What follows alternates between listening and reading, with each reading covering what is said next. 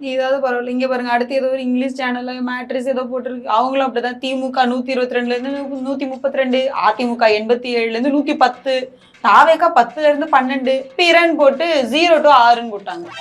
கிட்டத்தட்ட ஒரு 30 சேனல் மேல போட்டாங்கண்ணே. எதுலயுமே ஒரு ஆளா கூட மதிக்கலண்ணே. ஏதாவது பரவாயில்ல, சின்னம்மா அவங்க சேனல்ல சின்னம்மா தான் ஜெயிப்பாங்க, முன்னிலை அவங்க தான் சிஎம் ஆக போறாங்கன்னு போட்டாங்க.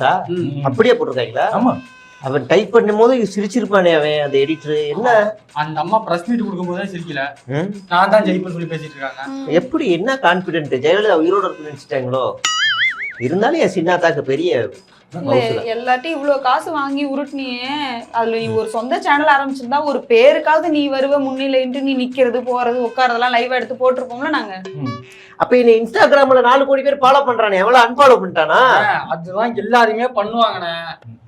என்னன்னா நீ அந்த அந்த கட்சி மாதிரி பேசிட்டு இருக்க, ஃபாலோவர்ஸ் வச்சு ஓட்ட தெரியிட்டு இருக்க நீ. தம்பி, அண்ணே வந்து கடல் மாநாடு, மர மாநாடு, மாடு மாநாடு எல்லாம் நடத்துறனே, அப்ப அதெல்லாம் யாரு அவங்க ஓட்டு போடலையா?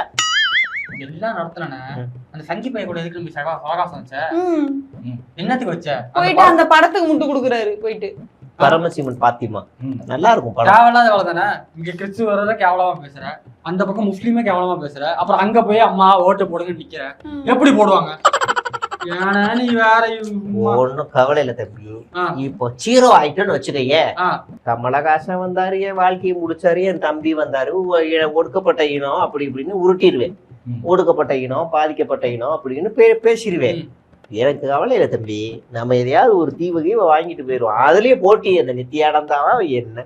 எனக்கு அந்த நித்தியானந்த சாமியை பணம் வச்சிருக்கிறது பிரச்சனை இல்லை, வெள்ள வெள்ள ஃபிகரெல்லாம் வச்சிருக்கேன். அதுதான் எனக்கு வயிற்றுச்சலா இருக்கு. பரவாயில்ல விடுங்க, வர தேர்தல நம்ம வந்து ஆட்சி பிடிக்கிறோம். வாய்தானே பிரச்சனை உனக்கு. முன்னாடியாவது ஒரு போட் பேங்க்னு ஒரு அதிகபட்ச ஒரு இது வச்சிருந்தோம். இப்ப அதுவும் இல்ல, நக்கிட்டு போயிட்டு இருக்கிற ஓட்டலாம் அந்த பக்கம் போயிட்டு. நீங்க என்ன செய்றீங்க அப்படின்னா, நேரா போங்க. கேடிஎன் ஒரு நிறுவனம், கேடிஎன் ஒரு நிறுவனம். அதுல சீமா வந்து 115 ஜெயிக்கிறாப்புல, மீதி வந்து ஒரு 18 வந்து நம்ம தம்பி விஜய் ஜெயிக்கிறாப்புல.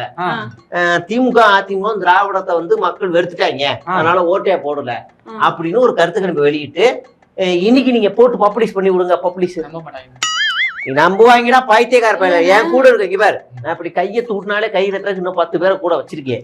அதெல்லாம் நம்பிடுவாங்க. அதை வாட்ஸ்அப் டேட்டஸ் எல்லாம் வைப்பாங்க.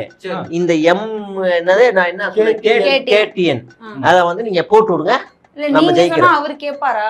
யாரு? அந்த ஓனர் கேப்பாருல? கேட்பேன்.